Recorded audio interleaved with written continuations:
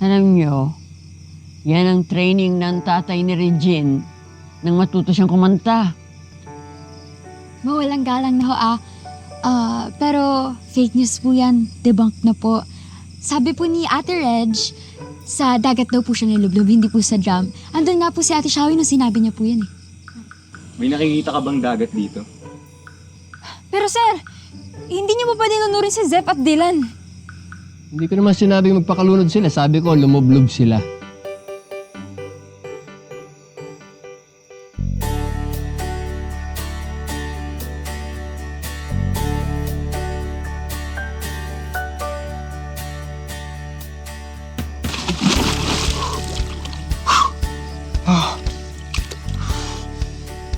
Subog pa. Alam niyo mga iha, ang tawag yan, aquatic vocal training. Nakakatulong yan sa breathing nyo, sa body posture, sa alignment. Gagawin ko na po, sir. Zev! Sige.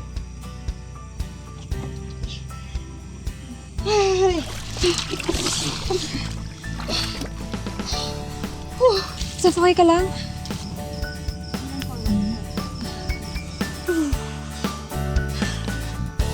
Alam ko naman po, sir, na wala kayong tiwala sa kakayanan ko eh. Na sa tingin niyo po, nagsasayang lang kayo ng oras, di ba po? Pero papatunayan ko po sa inyo ngayon na hindi po kayo nagsasayang ng oras ng pagtuturo sa akin. Good. Zeph, sing me a line. It's not gonna be easy, but as long as you're with me, together we can make everything worthwhile. Oh, Dylan, sige, sumabay ka. Makakakita rin ng bahaghari. Pagtapos ng ulan, makakamitin mga bituin sa langit. Hala, nalunod na kayo. Tuloy, tuloy. Gamitin niyo yung lamig. Push through it. Gawin yung gigil. Ilabas niyo. Sige, 20 more minutes. Tal, nagre-relax kayo eh. Maiksi na lang yan, guys.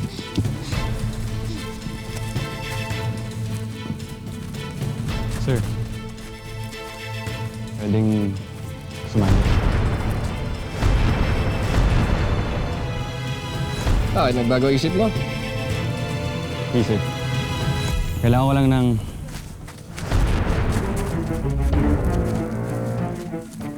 exercise. Go!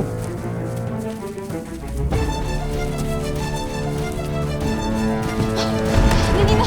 Kaya mo yan. Para manalo tayo. Hindi. Hoy, ang bagal mo naman! Bilisan mo!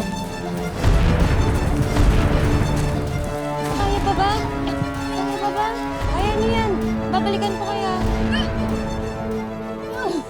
Kaya ako to tinitiis, guys. Kasi ang dami-dami ko gusto mo.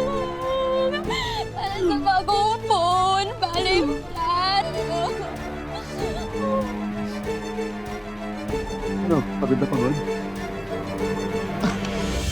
Ano? Ha? Pagod na pagod ka? Okay ka lang? Hindi, okay lang ako.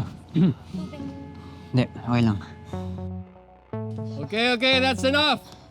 Balik sa classroom. Tara! Now! Balik na!